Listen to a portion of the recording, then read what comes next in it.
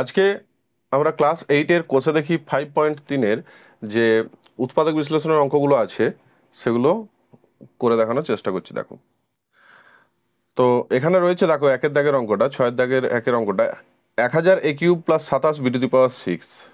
তো এটাকে সর্বপ্রথম আমরা a³ প্লাস b³ ফর্মে নিয়ে আসবো।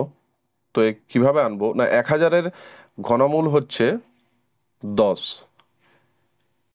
তাহলে এটাকে আমরা 10 এর হোল কিউব লিখতে পারি। এবারে এই 1000-এর ঘনমূল 10 কিভাবে পেলাম, এটা আমরা ঠিক এর আগের ভিডিওতে আলোচনা করেছি। সে ভিডিওটার লিঙ্ক ডেসক্রিপশনে দেওয়া আছে, সেখান থেকে তোমরা দেখে নিতে পারো। ওইভাবে কোনো একটা সংখ্যার ঘনমূল বার করতে হয়।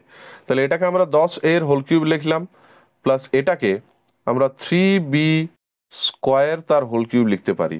এটা কিভাবে করলাম, দেখো, বাইরে আমাদের 3 দরকার, যেহেতু হোল কিউব করছি। 3 দিয়ে যদি 6কে ভাগ করা হয়, 3×2=6, তাই ভেতরে 2 এলো। তাহলে এবার a³ প্লাস b³ যে উৎপাদক বিশ্লেষণের সূত্রটা আছে সেটা খাটাই।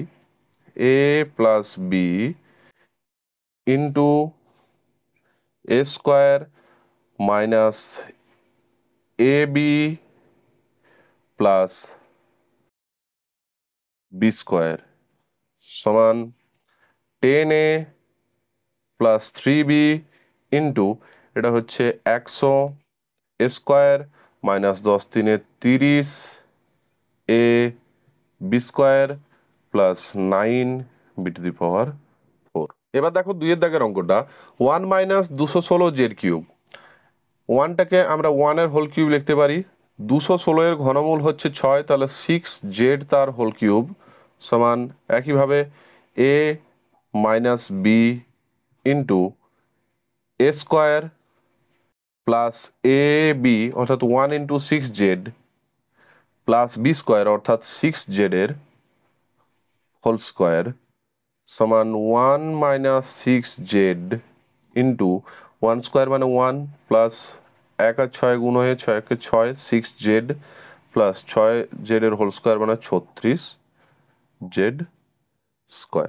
এবার দেখো 3-এর দাগের অঙ্কটা, এটার থেকে সর্বপ্রথম আমাদের কি করতে হবে, আগে একটা m কমন নিয়ে নিতে হবে।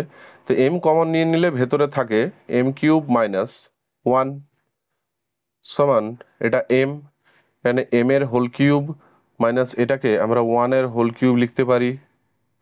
এবার দেখো ভেতরটা a³ মাইনাস b³ সূত্রে পড়েছে, অর্থাৎ আমরা সূত্রে ফেলি a মাইনাস বি অর্থাৎ এখানে m মাইনাস 1 ইন্টু a² অর্থাৎ এর জায়গায় m আছে, তাহলে m² প্লাস ab অর্থাৎ m ইন্টু 1, m এবং 1-এ গুণ হয়ে mই আসবে, প্লাস b² অর্থাৎ 1² অর্থাৎ 1।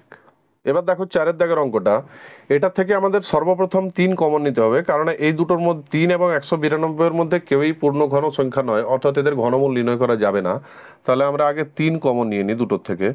3 কমন, এটার থেকে 3 কমন গেলে থাকছে 64। দেখো 3 64 গুণ হয়ে যেহেতু 192 আসে, a³ প্লাস 1 সমান 3 ইন্টু 64-র ঘনমূল হচ্ছে 4, তাহলে 4 এর হোল কিউব লিখবো, প্লাস এটা 1-এর হোল কিউব সমান 3 into 4a plus 1 into 4a তার whole square minus 4a into 1 plus 1-এর হোল স্কোয়ার সমান 3 ইন্টু 4a প্লাস 1 ইন্টু এটা 4a-এর হোল স্কোয়ার অর্থাৎ 16a² মাইনাস 4 4a প্লাস 1। এবার দেখো 5-এর দাগের অঙ্কটা, সর্বপ্রথম এখান থেকে আমরা 2a কমন নেব। তাহলে কি থাকছে দেখো, 8a³ x³ প্লাস 27y³। এবার এখানে আমরা এটাকে 2ax-এর হোল কিউব লিখে নেব, প্লাস এটা 3y-এর হোল কিউব লিখে নেব সমান 2a। এবার a³ প্লাস b³ উৎপাদক বিশ্লেষণের সূত্র খাটাবো, অর্থাৎ 2ax plus 3y into 2ax তার whole square minus 2ax into 3y plus 3y এর হোল স্কোয়ার সমান 2a into 2ax plus 3y into 4 square x square minus 2 3 6 x y sorry 6 a x y plus 9 y square.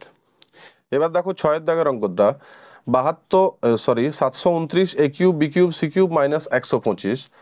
তো 729টাকে আমরা 9-এর whole cube লিখবো, তাহলে 9 a b c তার whole cube minus 5-এর whole cube সমান a cube minus B কিউবের উৎপাদক বিশ্লেষণের সূত্র খাটাবো, অর্থাৎ 9 a b c minus 5 into 9 a b c তার whole square plus 9 a b c into 5 plus 5 তার হোল স্কোয়ার সমান 9 a b c minus 5 into 81 square B square C square plus এটা 9 5 45 a b c plus 5 square মানে 25। ব্যাস, আজকের মতো ভিডিওটি এখানেই শেষ করছি। পরের দিন আমরা এই কোষে দেখি 5.3-এরই 7-এর দাগের থেকে বাকি অঙ্কগুলো আলোচনা করব। ভিডিওটি যদি তোমাদের ভালো লেগে থাকে তাহলে অবশ্যই ভিডিওটি লাইক করো, কমেন্ট করো এবং চ্যানেলটিকে অবশ্যই সাবস্ক্রাইব করো এবং নোটিফিকেশনের বেল আইকনটি অবশ্যই ক্লিক করো, যাতে পরবর্তীকালে আমি যখনই কোনো ভিডিও আপলোড করব সেটা নোটিফিকেশন তৎক্ষণাৎ তোমরা পেতে পারো। ধন্যবাদ।